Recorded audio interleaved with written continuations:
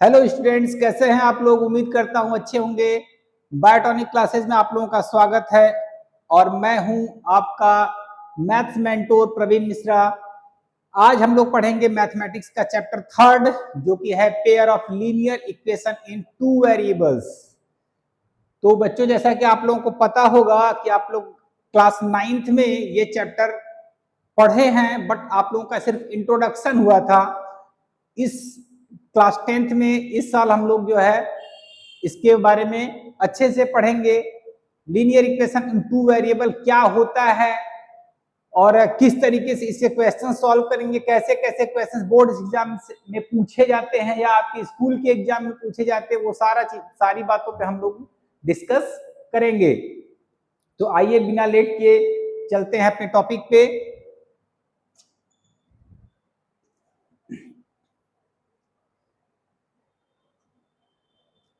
तो देखिए, पहले तो हम समझेंगे कि ये linear equation in two variable होता क्या है। तो जनरली अगर मैं बात करूं तो pair of linear equation in two variable की बात करते हैं हम लोग। तो पेयर ऑफ लीनियर इक्वेशन क्या होता है? कोई भी इक्वेशन जो ax plus b y plus c equal to 0 के फॉर्म में हो। कोई भी इक्वेशन जिसको हम ax plus b y plus c equal to 0 के फॉर्म में लिख सकते हैं, वो क्या कहलाएगा? Linear equation in two variable. यहां पे आप बोलोगे सर ये ए बी सी क्या है? तो ये ए बी सी आपके रियल नंबर्स हैं। यहाँ पे ए आपका x का कोफिशिएंट है, b y का कोफिशिएंट है और c कांस्टेंट टर्म है। तो हम यहाँ पे अगर आपसे कोई पूछे, आपसे कोई पूछता है अगर आपसे कि ये लीनियर इक्वेशन टू वेरिएबल क्या होता है, तो आप सीधे सीधे कह सकते हैं any equation in form of ax plus b y plus c equal to 0 is called linear equation in two variable. But एक शर्त है कि यहाँ पे ध्यान रखेंगे कि a and b both can not be 0। ये आप इसको ध्यान रखेंगे, a और b दोनों 0 नहीं हो सकते। इसका मतलब क्या है? या तो a 0 ले सकते हैं या फिर b को 0 ले सकते हैं, बट ऐसा कोई जरूरी नहीं है।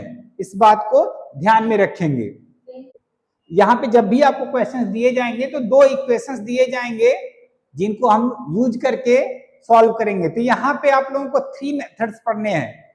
एक तो ग्राफिकल मेथड है, दूसरा आपका जो है सब्स्टिट्यूशन मेथड है और थर्ड वाला जो है एलिमिनेशन मेथड है। तो बेटा आप लोगों के एग्जाम में जब भी क्वेश्चन पूछा जाएगा सॉल्व करने के लिए लीनियर इक्वेशन टू वेरिएबल से रिलेटेड, तो आप इसमें ये नहीं पूछेंगे कि किस मेथड से करना है, क्योंकि बोर्ड एग्जाम में कभी भी मेथड लिख करके नहीं आता है। हाँ, अगर आपको ग्राफिकल मेथड से आएगा तभी लिखा रहेगा, अदरवाइज जो आपके वर्ड प्रॉब्लम होंगे उसके लिए आपको कोई मेथड लिख करके नहीं आएगा। आपको जो मेथड सुटेबल लगेगा आप उसको यूज कर सकते हैं। तो इसमें आपको डरने की कोई बात नहीं है या कोई टेंशन लेने की बात नहीं है। आपको जो मेथड अच्छा लगेगा उस मेथड से आप इसको सॉल्व कर सकते हैं। तो आइए हम लोग यहाँ पे बिना देर के इसको आगे समझते हैं। तो कोई भी इक्वेशन आप देख सकते हैं कैसे लिखा रहेगा। a1 x, ये a1 b1 c1 मैंने क्यों लगाया है इसके बारे में आपको बता दूं, क्योंकि देखिए हमारे पास यहाँ पे दो इक्वेशन है, 1 और 2। ठीक, यहाँ पे हमारे पास दो इक्वेशंस हैं। तो आप यहाँ पे ध्यान दोगे कि अब हमें नहीं समझ में आएगा ना ऐसे कि यहाँ पे कौन सा फर्स्ट इक्वेशन का है और कौन सा सेकंड इक्वेशन का है। तो फर्स्ट इक्वेशन के लिए ए बी सी की वैल्यू को हम लोग a1 b1 c1 से डिनोट करते हैं, और वहीं पे सेकंड इक्वेशन की जो वैल्यू होंगी x का कोफिशिएंट होगा उसको a2 से डिनोट करेंगे, y का कोफिशिएंट b2 से डिनोट करेंगे और सेकंड इक्वेशन का कांस्टेंट टर्म जो होगा उसको c2 से डिनोट करेंगे। तो ये आप ध्यान रखेंगे, और जब भी सॉल्व करना होगा इससे रिलेटेड क्वेश्चंस, तो आपको अगर कंपेयरिंग करने के लिए आता है तो आप इसको पहले नोट करेंगे, a1 क्या है, b1 क्या है, c1। ध्यान रहे बेटा ये विथ साइन लिखना है, साइन आप नहीं छोड़ोगे। अगर साइन छोड़ दिए तो सब खत्म। कभी कभी क्या होता है कि इक्वेशन कुछ ऐसे भी लिख करके आ जाते हैं, x equal to 2y plus 3। तो ऐसे भी केस में आप क्या करोगे, सबको इसी फॉर्म में लिखोगे। ठीक है, तीनों टर्म मींस क्या, एक्स वाई और कांस्टेंट तीनों को आप एलएचएस में रखोगे, क्योंकि कोई भी इक्वेशन मैंने आपको बताया ना किसके फॉर्म में होता है, ax plus b y plus c is equal to 0 के फॉर्म में होना चाहिए। ठीक है, तो आप इस फॉर्म में लिख करके तभी आप इसको आगे सॉल्व करेंगे। तो अगर इस तरीके से आ गया तो आप क्या करोगे, इसको इस तरीके से लिख लोगे, x minus 2y minus 3 is equal to 0। ठीक है, जब भी आपको कंपेयरिंग करने के लिए आएगा यही मेथड आप यूज करोगे। हाँ, एलिमिनेशन मेथड में या सब्स्टिट्यूशन मेथड में आप कांस्टेंट टर्म को आरएचएस में लेकर के जा सकते हैं, आपको सॉल्व करने में आसानी होगी, बस यही एक पर्पज होता है। अदरवाइज जब भी कंपेयर करने के लिए आएगा तो आप इसी तरीके से सॉल्व करोगे। तो आइए देखते हैं इसमें कि आपके पास दिया हुआ है, आप एनसीईआरटी में देखे होंगे, ये चार्ट बना होगा। आपको मैं पहले समझा दूं किस तरीके से हम कंपेयर करते हैं रेशियोज को और किस तरीके का ग्राफ हमारा बनने वाला है। तो ग्राफ यहाँ पे टोटल 3 तरीके के बनेंगे। ठीक है, टोटल 3 टाइप्स के ग्राफ आपके बनने वाले हैं, जिसमें पहला होगा इंटरसेक्टिंग। इंटरसेक्टिंग कब होगा, तो इसके लिए पहला काम क्या करना है आपको, a1 a2 b1 upon b2 और c1 अपॉन c2, इस रेशियो को आप कंपेयर करोगे। ठीक, अगर आपको ऐसा दिखता है कि a1 upon a2 is not equal to b1 upon b2, अगर ऐसा आता है means a1 upon a2 is not equal to b1 upon b2, ये रेशियो मिलता है, तो आप कहोगे क्या कि ग्राफिकल रिप्रेजेंटेशन कैसा होगा, वो होगा इंटरसेक्टिंग लाइन बनने वाली है। कैसी लाइन बनेगी, ये लाइन कैसे बनने वाली है, इंटरसेक्टिंग लाइन। यहाँ पे आप देख सकते हैं सेम चीजें लिखिए, कैसा होगा, a1 upon a2 is not equal to b1 upon b2 मिलता है, तो ऐसे केस में इंटरसेक्टिंग लाइंस बनने वाली हैं। ठीक है, तो यहाँ पे आप इनको कंपेयर करोगे, इन तीनों को कंपेयर करोगे। ठीक, तो देखेंगे, पहले आप इन सब की वैल्यू लिख लोगे विथ साइन, बार बार मैं आपको कह रहा हूं विथ साइन लिखोगे, अगर आप साइन छोड़ते हो तो पूरा का पूरा क्वेश्चन गलत हो जाएगा। तो ध्यान दीजिएगा, जैसे मैं यहाँ पे आपको एक एग्जांपल दिखाता हूं, यहाँ पे 2 एग्जांपल लिए हुए हैं, x minus 2y equal to 0, 3x plus 4y minus 20 equal to 0। तो यहाँ पे आप देखिए a की वैल्यू क्या है, यहाँ पे a की वैल्यू क्या है, 1 है a की वैल्यू, तो यहाँ पे a1 की वैल्यू क्या है 1, b1 की वैल्यू क्या है, देखिए -2 है, ध्यान रखिएगा -2 है, और c की वैल्यू, c1 की वैल्यू क्या है, तो c1 इसके में कुछ है ही नहीं, तो जहां कुछ ना हो उसकी वैल्यू क्या होगी 0। इसी तरीके से a2 की वैल्यू क्या है 3 है, b2 की वैल्यू क्या, आप देख सकते हैं यहाँ पे 4 दिया हुआ है, +4 है साइन के साथ, तो हम 4 लिखेंगे, और c की वैल्यू क्या है -20 है। तो इस तरीके से आप रखोगे, आप इसको रख करके चेक कर सकते हो। अगर मैं रख दूं यहाँ पे देखिए a1 अपॉन a2 करता हूं तो क्या बनेगा 1/3, और दूसरा वाला क्या -2/4, तो -2/4। अगर मैं इनको कंपेयर करूं तो क्या आएगा, ये तो कट के 2 1 जा 2 2 2 जा 4 हो जाएगा। वैसे भी एक पॉजिटिव है दूसरा निगेटिव है, और एक पॉजिटिव है दूसरा निगेटिव, क्या ये दोनों इक्वल हैं, ये 1/3 है, दूसरा -1/2 है, एक 1/3 है दूसरा -1/2 है, क्या ये इक्वल है, नहीं है, तो हम यहाँ पे लगा देंगे नॉट इक्वल टू का साइन। ठीक, और जब a1 upon a2 is not equal to b1 upon b2 हो, तो ये लाइन कैसी बनने वाली है, intersecting line. Intersecting line, intersecting line जब जब बनेगी, ध्यान रखेंगे, जब जब इंटरसेक्टिंग लाइन बनेगी तो इसका एक यूनिक सॉल्यूशन आपको मिलेगा, एग्जैक्टली 1 सॉल्यूशन होगा। जहां पे दोनों लाइन इंटरसेक्ट करेंगी वही जो आपका कोऑर्डिनेट होगा, वही x और y की वैल्यू होगी, ये आप ध्यान रखोगे। मैं अभी ग्राफ के थ्रू भी आपको समझाऊंगा, बट पहले आप इस चार्ट को समझ लीजिए। आइए नेक्स्ट देखते हैं, दूसरा होता है जब तीनों इक्वल हो, तीनों इक्वल हो, a1 upon a2 equal to b1 upon b2 equal to c1 upon c2, means क्या, ये तीनों, ये जो हमारे तीन के तीनों हैं इक्वल हो। ठीक, ये तीन के तीनों जब इक्वल हो तो ऐसे केस में जो आपकी लाइन बनेगी वो कोइंसिडेंट बनेगी, मींस क्या, एक लाइन के ऊपर दूसरी लाइन पड़ेगी, ठीक। तो कोइंसिडेंट लाइंस बनेंगी। तो कोइंसिडेंट लाइंस का मतलब आप समझ सकते हो कि ईच एंड एवरी पॉइंट पे वो एक दूसरे को इंटरसेक्ट कर रही हैं। तो ऐसे में जब ईच एंड एवरी पॉइंट पे इंटरसेक्ट कर रही हैं तो इसके सॉल्यूशन कितने होंगे, जहां तक लाइन जाएगी उतने सॉल्यूशन मिलते जाएंगे। तो ऐसे केस में इनफाइनाइटली मेनी सॉल्यूशन हो जाएगा, ठीक है। ऐसे केस में क्या हो जाएगा, इनफाइनाइटली मेनी सॉल्यूशन, ये ध्यान रखेंगे आप, ठीक। इसके बाद थर्ड वाला है कि जब a1 upon a2 equal to b1 upon b2 हो, मींस पहला और दूसरा का रेशियो बराबर हो, बट थर्ड वाले का इक्वल ना हो। a1 upon a2 equal to b1 upon b2 तो है, but c1 upon c2 equal नहीं है, मींस ये वाला इक्वल नहीं है। तो ऐसे केस में कैसा सॉल्यूशन बनेगा, ऐसे में दोनों लाइनें पैरेलल बनेंगी, एक दूसरे के पैरेलल होंगी, और पैरेलल होंगी तो आप समझ सकते हैं कि उनका कहीं इंटरसेक्शन होने वाला नहीं है। जब इंटरसेक्शन नहीं होगा तो हमें सॉल्यूशन भी नहीं मिलेगा, ठीक। तो ऐसे केस में क्या होगा, नो सॉल्यूशन, ऐसे केस में नो सॉल्यूशन। तो ये तीन चीजें हैं, आप इन तीनों को ध्यान रखोगे, और इसी से रिलेटेड कुछ क्वेश्चंस भी एग्जाम में पूछे जाते हैं।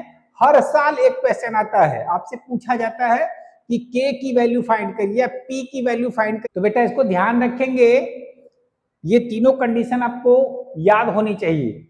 और एक बात मैं आप लोगों को और बता दूं कि इसमें आपने देखा कि इसमें देख रहे होंगे कि आपको दो केसेस में सॉल्यूशन मिल रहे हैं।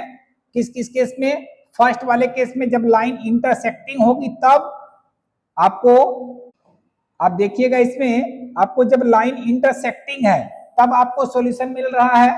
कैसा सॉल्यूशन होगा, यूनिक सॉल्यूशन होगा। और जब कोइंसिडेंट लाइंस बनेंगी तब आपके मेनी सॉल्यूशन होंगे, लेकिन पैरेलल लाइन वाले में नो सॉल्यूशन है। देखिए नो सॉल्यूशन है। तो ये ध्यान रखेंगे कि जब इंटरसेक्टिंग होगा या कोइंसिडेंट तो दोनों केस में आपको सॉल्यूशन मिल रहे हैं। तो जब जब आपको सॉल्यूशन मिलेगा, जब जब आपको सॉल्यूशन मिलेगा तब आप कहोगे ये कैसे है, कंसिस्टेंट। इसको क्या कहते हैं बेटा, कंसिस्टेंट।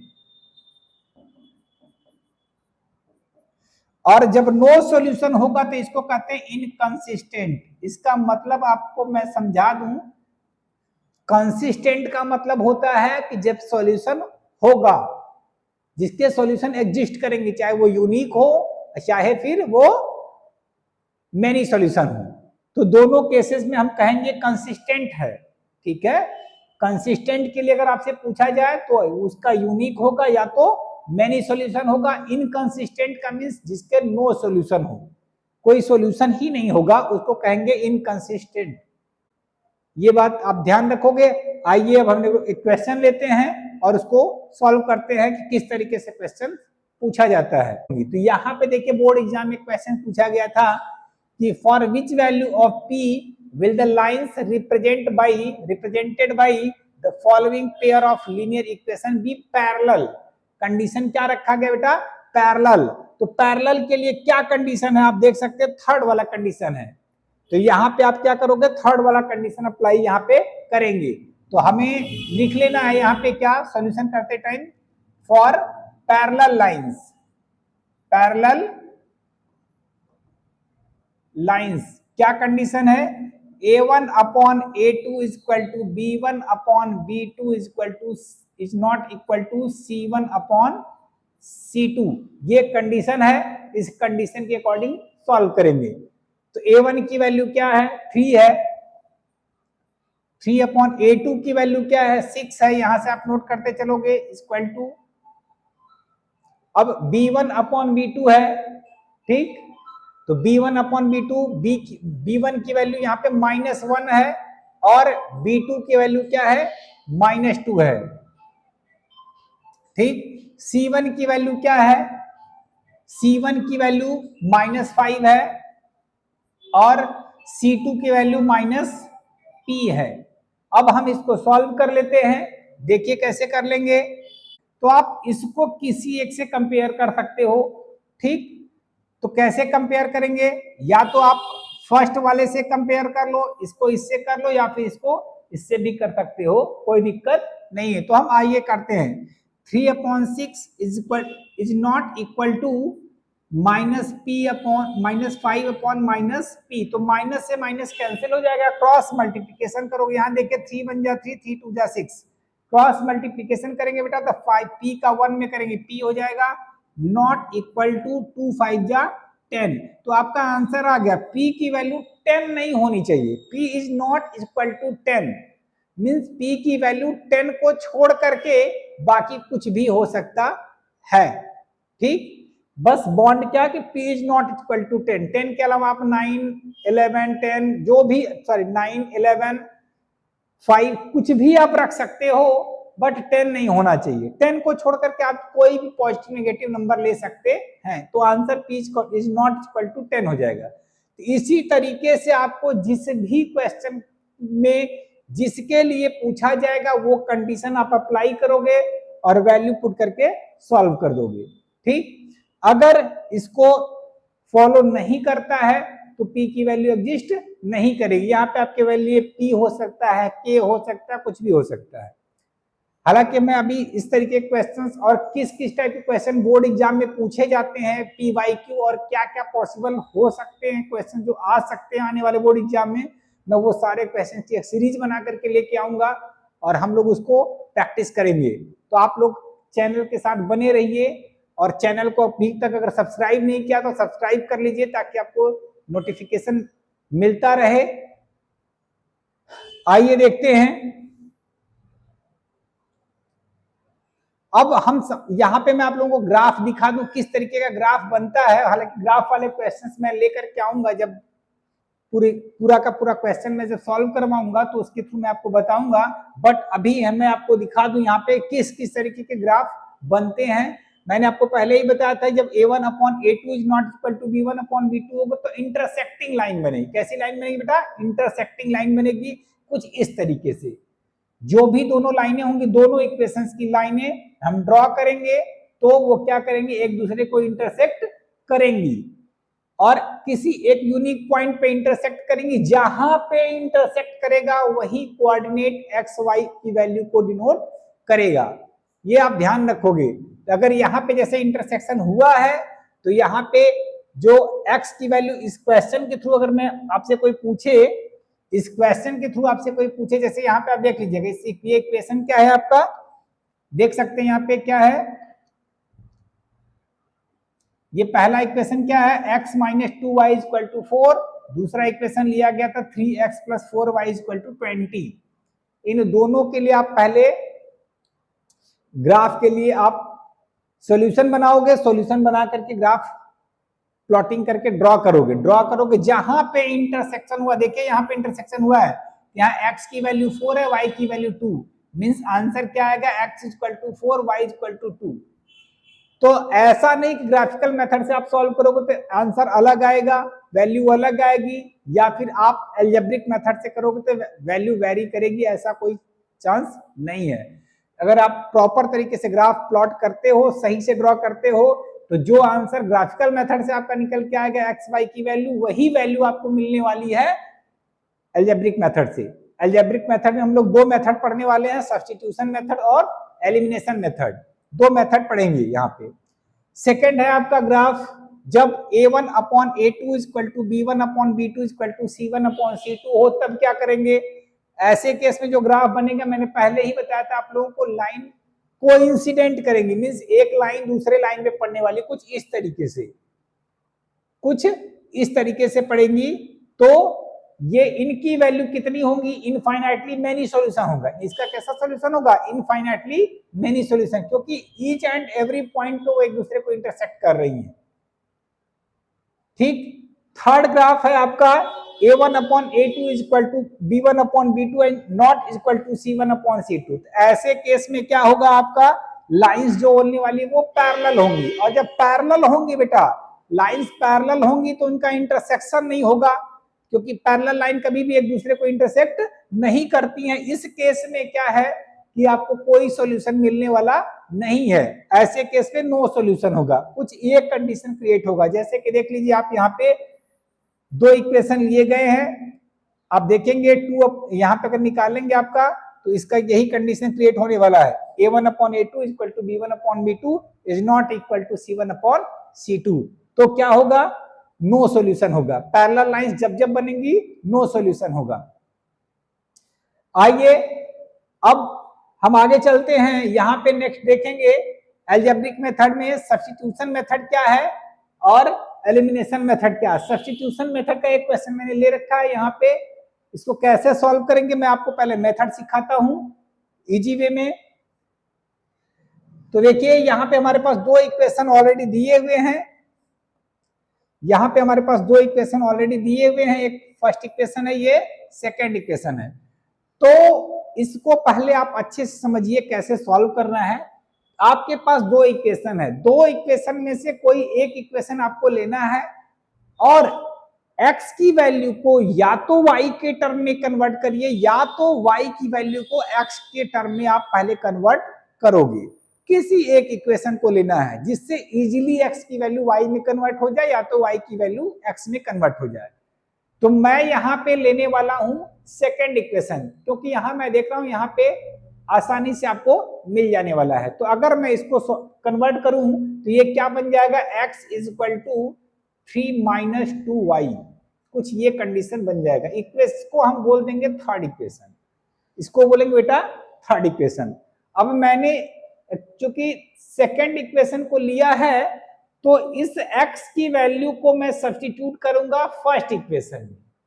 ठीक, ये ध्यान रखेंगे अच्छे से कि जिस इक्वेशन को यूज करके आप x या y की वैल्यू आप पहले निकालोगे फर्स्ट स्टेप में, उसकी वैल्यू को आप दूसरे वाले में रखोगे।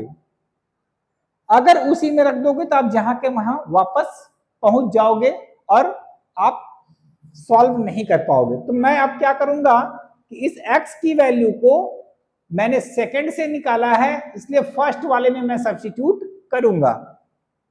तो लिखूंगा क्या, substituting the value of x in equation first में मैं पुट करता हूं। तो फर्स्ट में पुट करूंगा तो मेरा फर्स्ट इक्वेशन क्या था, 7x था। अब x के जगह पे मैं रखने वाला हूं 3 minus 2y plus 15y is equal to 2। Solve करते हैं, 7 3 जा 21 माइनस 7 2 जा 14y plus 15y is equal to 2। Same उसी तरीके से क्या करेंगे, वेरिएबल को एक तरफ और नंबर को एक तरफ ले जाएंगे। तो नंबर क्या है 21 है, इधर इसको लाएंगे इधर। ठीक, तो ये 15y माइनस 14y y आ जाएगा, 2 है, 21 को इधर लाएंगे माइनस 21 हो जाएगा, means y is equal to क्या आ जाएगा माइनस 19। तो y की वैल्यू यहाँ पे मिल गई है। अब इसी y की वैल्यू को इक्वेशन थर्ड में हम पुट कर देंगे, जहां पे x की वैल्यू हम y के टर्म में निकाल चुके थे। तो क्या करेंगे बेटा, यहाँ पे x y की वैल्यू को थर्ड इक्वेशन में पुट कर देंगे। Putting the value of y in equation third. अब आप इसमें सोच रहे होंगे क्या सर थर्ड में रखना जरूरी है? बिल्कुल नहीं जरूरी है। आप चाहें तो आप इसको फर्स्ट इक्वेशन में या सेकंड इक्वेशन में भी रख करके निकाल सकते हैं, बट अगर हम थर्ड में रखेंगे तो आसानी से ये एक ही दो लाइन में निकल जाएगा। तो रख देते हैं x is equal to 3 minus 2, अब इंटू y की वैल्यू रख देंगे माइनस 19। तो अब देख सकते हैं क्या आ जाएगा, 3 माइनस 2 इंटू माइनस 19 माइनस 38 आ जाएगा। तो सॉरी प्लस 38 आ जाएगा, माइनस 2 इंटू माइनस 19 क्या आ जाएगा plus 38, minus into minus plus होता है, 19 टू जा 38। अब ये आ जाएगी आपकी वैल्यू 41। तो x की वैल्यू भी आ चुकी है 41। आप इसको किसी भी इक्वेशन में रख के वेरीफाई कर सकते हो। तो हमारी दोनों वैल्यू निकल चुकी है, x इज इक्वल टू आ गया 41 और y इज इक्वल टू आ गया माइनस 19। इस तरीके से आप सॉल्व कर लोगे, कोई भी इक्वेशन आप इस तरीके से सॉल्व कर सकते हो।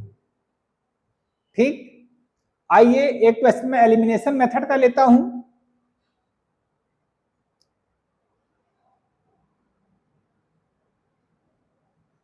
देखिए एलिमिनेशन मेथड कैसे सॉल्व कर सकते हैं, या उस क्वेश्चन को भी हम एलिमिनेशन मेथड से सॉल्व कर सकते हैं। जो पिछला मैंने अभी आप लोगों को सब्स्टिट्यूशन मेथड से समझाया, उसी को एलिमिनेशन मेथड से भी सॉल्व कर सकते हैं। बट मैंने एक दूसरा क्वेश्चन ले रखा है यहाँ पे, आइए देखते हैं कैसे करेंगे। तो देखिए यहाँ पे आपका ये फर्स्ट इक्वेशन हो गया, दूसरा हो गया आपका ये, ठीक, 3x + 4y = 10 ये आपका फर्स्ट इक्वेशन है, x - y = 1 ये सेकंड इक्वेशन है। कैसे सॉल्व करेंगे? तो देखिए बेटा, एलिमिनेशन मेथड का नाम से ही क्लियर है आपको। एलिमिनेशन मींस क्या, किसी एक वेरिएबल को पहले हम एलिमिनेट करेंगे, या तो x को या फिर y को। कोई जरूरी नहीं कि इसको करना है पहले या किसको बाद में, जिसको आपको सुटेबल लगे, जो आपको आसान लगे उसको आप एलिमिनेट करोगे। एलिमिनेशन का तरीका क्या होगा? दोनों में पहले इक्वेशन में भी और दूसरे इक्वेशन में उसकी वैल्यू को x और y का जो कोफिशिएंट है उसको आपको करना होगा बराबर।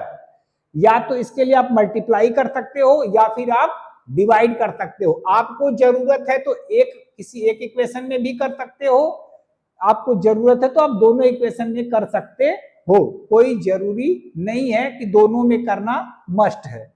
तो मैं यहाँ पे y को एलिमिनेट करने वाला हूं, ठीक। अच्छा, दूसरी चीज की एलिमिनेशन के लिए आपको जब वैल्यू बराबर हो जाएगी तो आप ऐड करके एलिमिनेट कर सकते हो या सब्ट्रैक्ट करके। अगर डिफरेंट साइन रहा, एक पॉजिटिव एक नेगेटिव, तो आप ऐड करके एलिमिनेट कर दोगे, और अगर दोनों का सेम साइन रहा तो आप सब्ट्रैक्ट करके एलिमिनेट कर सकते हो। तो यहाँ पे मैं करूंगा क्या, फर्स्ट इक्वेशन आप देख सकते हैं 3x + 4y = 10, दूसरा वाला x - y = 1।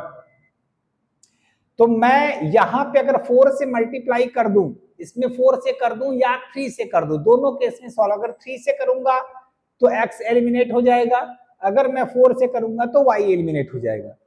तो मैं यहाँ पे y को एलिमिनेट करने की तैयारी कर रहा हूं। तो मैं पहला काम क्या करूंगा, 4 से मल्टीप्लाई कर दूंगा सेकेंड इक्वेशन में और ऐड करूंगा, क्योंकि यहाँ पे एक पॉजिटिव एक निगेटिव है, ऐड करूंगा तो ये एलिमिनेट हो जाएगा। तो मैं यहाँ पे पहले लिखूंगा क्या, multiplied by 4 in equation second and adding first and second. जो करना है आपको पहले यहाँ पे आप लिखोगे, विदाउट राइट आप आगे नहीं जा सकते। पहले आपको ये बताना पड़ेगा कि आपने कैसे किया है। तो मैं यहाँ पे मल्टीप्लाई कर रहा हूं 4 से इक्वेशन 1 में, सॉरी इक्वेशन 2 में। तो पहले 2 अब इस तरीके से मैं बना लूंगा। तो हम पहले वाले में कुछ नहीं किए तो ऐसे भी उतार लेंगे। ये क्या हो जाएगा हमारे पास, 3x + 4y = 10, और सेकेंड वाले में मैंने मल्टीप्लाई कर रहा हूं मैं 4 से, देख सकते हैं। तो 4x - 4y = 4। ध्यान रहे मल्टीप्लाई करेंगे तो इक्वेशन में दोनों साइड करेंगे, बोथ साइड, ठीक।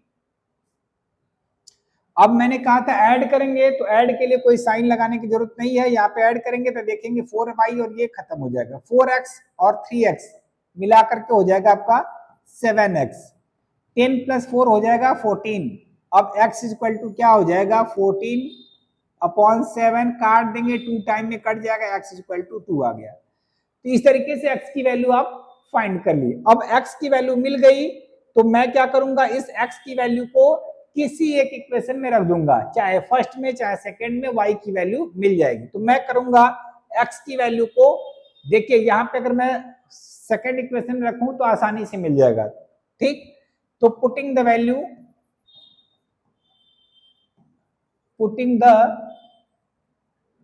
Value of x in equation second, ये कोई बॉन्ड नहीं है, आप फर्स्ट में रख सकते हो या सेकंड में, दोनों में से किसी एक में रखोगे आंसर वही आएगा। तो मैं सेकंड में रख रहा हूं, x की वैल्यू मैं रख रहा हूं यहाँ पे 2 आया हुआ है, तो हमारे पास सेकंड इक्वेशन रखेंगे तो 2 - y = 1 मिलेगा। अब 2 को उधर ट्रांसपोज कर दूं तो -y = यहाँ पे आपका हो जाएगा क्या, 1 1 और 2 इधर जाएगा तो -2, तो minus y is equal to आ जाएगा -1, माइनस से माइनस कैंसिल हो जाएगा, वाई इज इक्वल टू 1 आ जाएगा। तो इस तरीके से आप x और y की वैल्यू निकाल लोगे, x इज इक्वल टू 2 और y इज इक्वल टू 1। ये आपका आंसर आ चुका है। ठीक, अब इसके बाद ये हो गया आपका एलिमिनेशन मेथड। बेटा आप यहां घबराइएगा नहीं, मैं सिर्फ और सिर्फ आपको यहाँ पे कॉन्सेप्ट क्लियर करा रहा हूं, मेथड समझा रहा हूं। इसके बाद किस तरीके के क्वेश्चंस आते हैं, किस तरीके के वर्ड प्रॉब्लम, किस तरीके के रियल लाइफ बेस्ड क्वेश्चंस आते हैं, एप्लीकेशन बेस्ड क्वेश्चन आते हैं, वो मैं सारी चीजें डिस्कस करूंगा और मैं ईच एंड एवरी टाइप्स के क्वेश्चन में आप लोगों को एक्सप्लेन करूंगा। क्वेश्चन की पूरी सीरीज लेकर के आऊंगा और मैं उसमें आप लोगों को एक एक चीज समझाऊंगा। तो आप डरिए नहीं कि सर यहीं पे बता के खत्म कर रहे हैं, मैं पहले कॉन्सेप्ट क्लियर करा रहा हूं, फिर मैं क्वेश्चन की पूरी सीरीज लेके आऊंगा। आप साथ में बने रहिएगा चैनल पे, आप लोगों को ईच एंड एवरी क्वेश्चंस में आपको समझाऊंगा। ठीक है, आइए मैं एक क्वेश्चन और ले रहा हूं। इसी एलिमिनेशन मेथड में कुछ इस तरीके के क्वेश्चन भी पूछे जाते हैं बेटा, तो यहाँ पे आप वो ये तरीका यूज नहीं करेंगे जैसा मैंने लास्ट क्वेश्चन में किया। यहाँ पे पहला काम क्या करेंगे, हम थोड़ा इसको आसान बनाएंगे। जब भी आपको इस तरह का क्वेश्चन आ जाए कि x का कोफिशिएंट जो है वही y के कोफिशिएंट में हो सेकंड वाले में, और जो फर्स्ट वाले में y का कोफिशिएंट हो सेकंड वाले में x का कोफिशिएंट हो, कुछ इस तरीके से देख सकते हैं। 73x minus 37 y equal to 109 है और 37x minus 73 y equal to 1 है। तो आप देख रहे होंगे यहाँ पे क्या दिख रहा है आपको कि जो x का कोफिशिएंट है वही y का है सेकंड वाले में, जो पहले वाले में x का कोफिशिएंट वही दूसरे वाले में y का कोफिशिएंट है, और जो पहले वाले में y का कोफिशिएंट वही दूसरे वाले में x का कोफिशिएंट है। तो ऐसे केस में क्या करेंगे, आप पहले इन दोनों इक्वेशन को आप ऐड करोगे एक बार, और एक बार सब्ट्रैक्ट करोगे तो आपको एक नया इक्वेशन मिल जाएगा, और वहां से आप सॉल्व कर निकालोगे तो इजीली मिल जाएगा। तो आप इसमें क्या करो कि पहले केस में ऐड कर दो दोनों को, ठीक, और दूसरे केस में सब्ट्रैक्ट कर दो। तो पहला काम क्या करोगे, adding first and second equation. तो सॉल्व करोगे तो क्या बन जाएगा, ये दोनों को ऐड कर दो तो 73 और 37 क्या आ जाएगा, 110x और minus 110 y is equal to 110। देख लीजिए हो गया। अब 110 कॉमन ले लेंगे तो हमारे पास क्या बचेगा, x minus y equal to 1, और ये नया इक्वेशन बन जाएगा आपका इक्वेशन नंबर 3। सिमिलरली आप सब्ट्रैक्ट कर दो, subtracting second from first, second में से फर्स्ट को सब्ट्रैक्ट करेंगे तो क्या मिलेगा, सेकेंड में से फर्स्ट को सब्ट्रैक्ट करेंगे तो क्या हो जाएगा आपका, आपके पास था 73x minus 37y, 37y equal to 109 और 37x minus 73y is equal to 1। Subtract करते टाइम आपको पता होगा अलजेब्रा का रूल कि सबका साइन चेंज हो जाएगा, सेकेंड इक्वेशन का साइन चेंज हो जाएगा। यहाँ पे ये माइनस प्लस है तो माइनस, माइनस है तो प्लस, यहाँ पे प्लस है तो माइनस, साइन मैंने बदल दिया है। तो देख सकते हैं 73 माइनस 37 करेंगे तो क्या आ जाएगा, यहाँ पे 36x और ये क्या हो जाएगा प्लस, क्योंकि ये बड़ा है 36y is equal to 109 minus 1 क्या आ जाएगा 108। 36 देखिए कॉमन मिल जाएगा क्योंकि 36 से 108 डिविजिबल है, तो ये आपके पास बन जाएगा x plus y is equal to 3। ये हो जाएगा आपका इक्वेशन नंबर 4। तो बेटा इस तरीके से हम लोग इसको बना लेंगे दो नए इक्वेशन और इससे सॉल्व करने में आसानी होगी। हालांकि आप चाहो तो इसको मल्टीप्लाई करके भी आप इसको मैनेज कर सकते हो, इक्वल करके आप काट इसको सॉल्व कर सकते हो एलिमिनेट करके, बट आपका कैलकुलेशन काफी टिपिकल हो जाएगा और टिपिकल ना हो इसी वजह से ये मेथड यूज किया जाता है। फर्स्ट एडिंग करके हम एक इक्वेशन बनाएंगे, सेकंड सब्ट्रैक्ट करके बनाएंगे, ठीक। तो एक दो नए इक्वेशन बन जाएंगे, इक्वेशन नंबर थर्ड और इक्वेशन नंबर फोर्थ।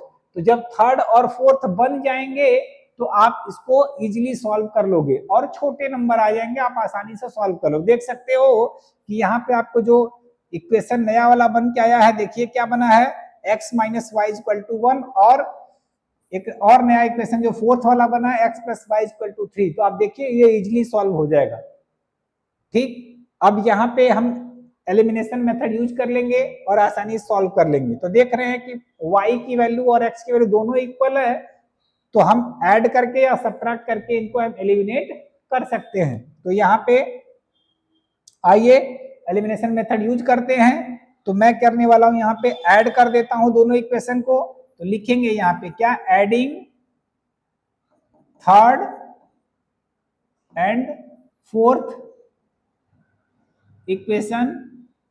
तो थर्ड फोर्थ को ऐड करेंगे तो आपका देखिए x माइनस वाई है, ये आपका x minus y is equal to 1 है, और फोर्थ क्या है, x plus y is equal to 3।